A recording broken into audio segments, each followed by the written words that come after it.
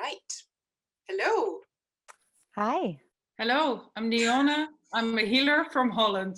Is Miriam a philosopher from Sweden and Rachel a coach consultant from Wisconsin? Yes. And what is so interesting, what is happening now, that personal development is the topic that we usually get together on. And today we have Rachel here, and Rachel, same as Miriam and I, can relate to the topic of giftedness and giftedness development, and how important it is if you can relate to being gifted in whatever area of your life, how important it is that it should not go undeveloped or unnoticed.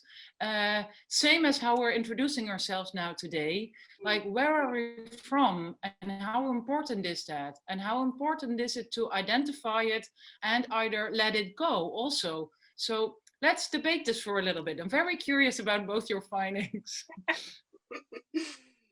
Rachel, go ahead. Yeah, sure. So, I think all humans, this umbrella topic the two of you have been exploring relating to personal development, right? Like humans come to this by happenstance, they go through a crisis, they have some sort of life-changing situation. Some people being more inclined to it than others, right? To go into that sort of inner world and look inward. Um, and I think for neurodiverse and gifted individuals, there is this piece that when there's a lack of awareness that there is this sort of difference, that you may struggle with your self-concept, with identity, with things like meaning, right? And so this may bring you to the doorstep of personal development if you hadn't been there before. So I do think this like neurodiversity or gifted piece is quite integral in understanding the self and kind of like creating meaning through self-concept. And so it's super essential. I always think of it like it's a lateral organizing principle that follows us through our lives. So like for me, going back and looking at my developmental context through the lens of neurodiversity and giftedness was extremely important. It helped me understand things in a way that I hadn't previously. And then you kind of do that time travel thing where you look at your more recent history and your present, and it kind of helps shine a light on things, I think. Mm. Yes, yes. Yeah, when you were talking, I was thinking about because the neurodiverse will automatically be in this clashing position where you clash with the ordinary world and the normal people, and so there's a need for development and for doing something. And I'm thinking about Dabrowski's theory, positive disintegration, because it starts at this level where you are you're integrated and you know exactly when to say thank you and when to say how are you and how thank you for last time, like we do in Sweden. It's very important, these social cues.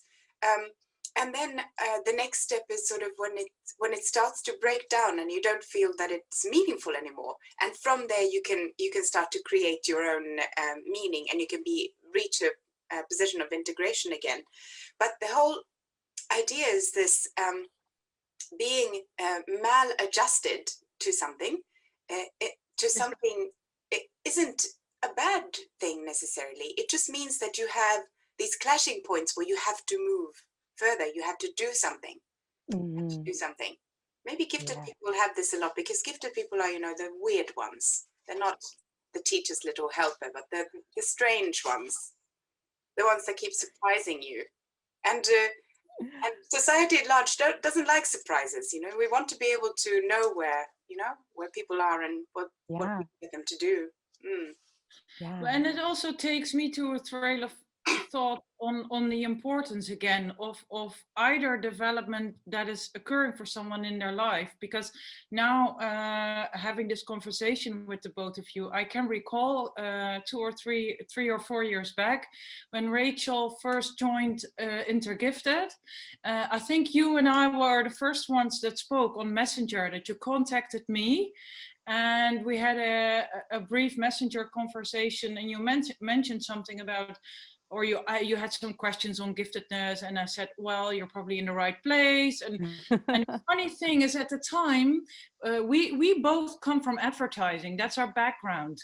And because we already had that positive disintegration a long time ago about our field of expertise, we were both very late blooming, I think, to the giftedness component.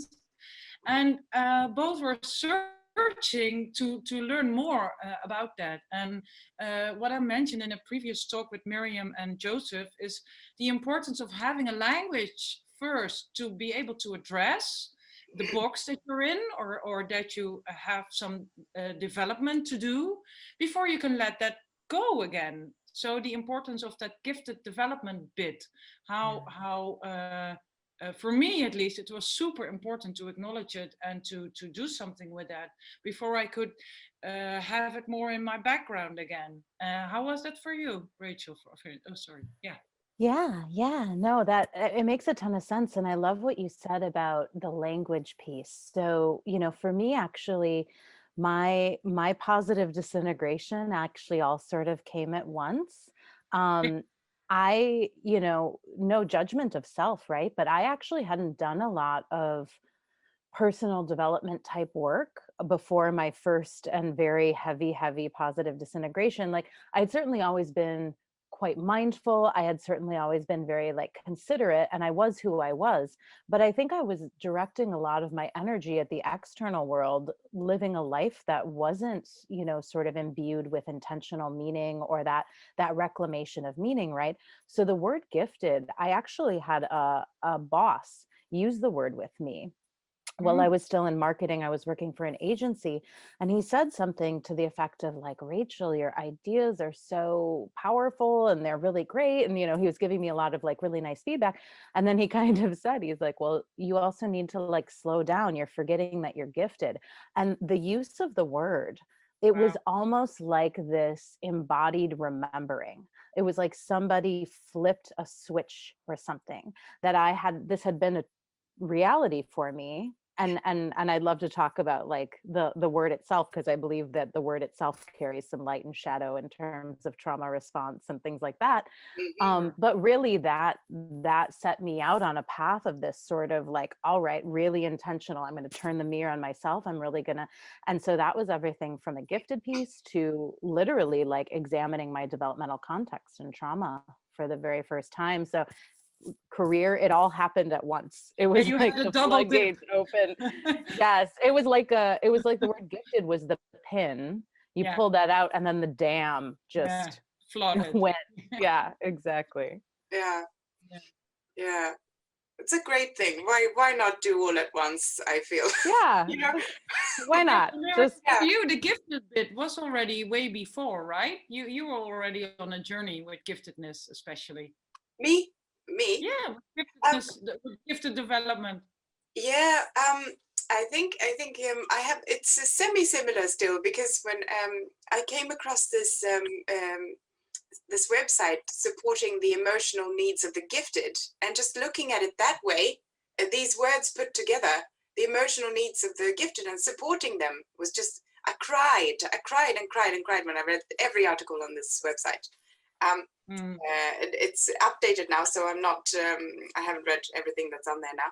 But the way it talks about, I mean, the whole idea is that it's so easy to think of gifted people as the ones who don't need any assistance, because they'll just be fine by themselves. They can just do it. But gifted people have a very specific set of their own problems. So in a particular way, there are some things that that gifted people struggle with that are not a problem for many other people. And this is it's good it's good that we're talking about it now, because we can address this now. Things like, I have a lot of friends who have trouble getting a job or keeping a job, because of these particular aspects of being gifted, like having very high ideals. So it has to feel authentic. Yes. And how do you present yourself? How do you present yourself to someone who is interviewing you, for example? And how do you know that this company it's going to feel okay to be there and to grow there with them? So, and these are things that some other people might not worry about 1 minute. They are just happy to go to work and then come home and then watch TV. And this is not, again, with the Dabrowski, the first level, where you're integrated in society and you're not at odds with anything. And the meaning that is presented to you is your meaning, and you feel fine with that. And this is, you can accept the conditions of life and just go, oh, this is how it is, and it's just like this, and oh, I like that, and this is what I don't like. And as a gifted person, you're so driven. You always need more, and it has to have more meaning, and it has to be true and real, and and you're intense. And when you read a book, I have a friend now who's reading a book that I recommended. I'm going through reading it again myself, and she's leaving me messages on my phone saying, right now, what is he saying? Like 4 messages every day. What is reading through this book? So my comment to that was, well, you have this is like reading like a gifted person, where you let a sentence can change your life, and this kind of intensity is very particular, and it can be very hard to live with if you don't know what it means and you don't know why you do that. Yes. Yeah, it occurs to me listening to you speak about that, Miriam, like I've the word gifted, right? Like gifted inside of a sort of more fixed mindset, when used with a child, actually can become the basis of sort of like a static self-concept that can become a rate limiting variable, or it becomes this narrative or pattern that's like, why don't I fit in? Why am I not getting the job? Why, something must be wrong with me. So I've personally, in my own exploration, kind of in looking at both sort of the gifted light and shadow, will say, is like, what are other words that explain the experience that I'm having that feels maybe like less prevalent, or I'm seeing less of that. So like I hear when you speak like curiosity, depth, flexibility, people are looking for congruence, like this deep drive for meaning or expansion. And when you talk about Dabrowski, right, even I imagine, and it's so hard not to go into some of the more physics-based parallels that you can see, right? But there's this expansion contraction process, always in the service of expansion. But we grow, and then we kind of like break back down, and then we grow a little more and break back down. And I wonder if just some individuals, for whatever reason, are more inclined towards that sort of meta expansion over time, or that sort of process of sort of like, learning more, growing, asking questions, asking why, and then integrating that, right, and creating meaning out of it, only to start the process again and again. It's or did you want to step in there, Dyonne? Otherwise I can No, talk go for ahead, an hour. No, go. I'll do the next one. So for these other words, there's a book called Gifted Adults, I think, and there Mary Elaine Jacobson, and she uses the terms complexity, intensity, drive. So these are 3 things that fit very well, and even and I mean, put together, it feels like they show something particular about gifted people. And what else did I want to say? Oh, extra. May I say something about that? Sorry. Yes. May I say something about these features or characteristics, as you might call them? I've heard so many times in my life, like, oh, you always want to talk on a meta level. Oh, you're so complex. Oh, and not even intense, but those words alone already felt like bullying to me. I can honestly say I never had. I've never been bullied in other areas. I've always been a very popular girl. I've never had problem finding a nice guy. But honestly, this feels like bullying because it was always addressed to me like, oh, you're so abstract. You're such a drifter. You're so far away. You're not grounded. And then I also always felt like, well, I have these existential questions. And for me, understanding that again, yeah, as you say, Rachel, gives me meaning and makes my life more, grounded. Of course, I don't get grounded by reading that book or learning more about metaphysics, but altogether, when I feel more purpose, I find a way to translate what I'm learning to my daily life and how to live more sustainable or circular or whatever you want to call it. And that makes me actually a more level-headed person, instead of, like you, when I was living in advertising, I had a very glamorous life and I loved it, so I thought, but it was more meaningless. And I was always looking on the outside, and I was always busy with everything. Oh, a nice dinner and this and that. And that did not help my personal development, and especially not my gifted development. It only made my life more, how do you say? I was less connected to myself, as you said as well. Yeah. So, and that's what it does if you live outside of yourself all the time. What has helped your gifted development? So for me, diving in there, when my first encounter with a profoundly gifted person was I didn't know she was one, but she shared about a group in the Netherlands. She said it's called, she mentioned it's with Willem Kuipers. He wrote very good books on enjoying the gift of being uncommon and exploring your personal potential. And learning from her experiences and where she got stuck in life, and from her learning about Willem's work. And for me, so first of all, that language, there you go again, getting context about my brain, and how he talks about, for instance, the 24 he calls it the pulse, or the 24 things in your head, like he compares it to electricity, for a gifted person that are always searching for connection. So like you and I, with the three of us, we could have 24 taps open or lines open, and we could connect. Like I would now need someone actually to manage my mind palace. Instead of that, I have to look for words and ideas. There's too much instead of too little. And with neuronormal people, they only have 3 or 4 or maybe 5, tracks or taps or whatever open to be able to connect. And then I'm like, yeah, but all my neurons are firing, where can I like a boat? Where's the dock? Where can I, where can I find the dock for all of these bits and pieces of myself? And like with you, that would not be a problem with the two of you, but with neuronormal people, that would be a problem for me. So to get back to your question, learning the language and practicing, going also all overboard with myself at first, exploring this world, finding peers, finding all of you in the community. It took me a couple of years to get potty trained, to with my giftedness, sort of say. Yeah. Yes.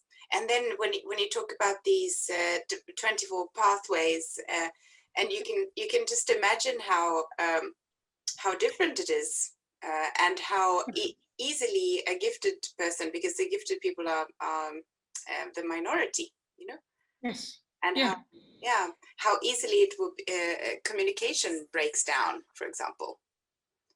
Yeah, and how it how it happens that you feel the crazy person, you feel the odd duck, or you feel different, and you're like, okay, there must be something wrong with me.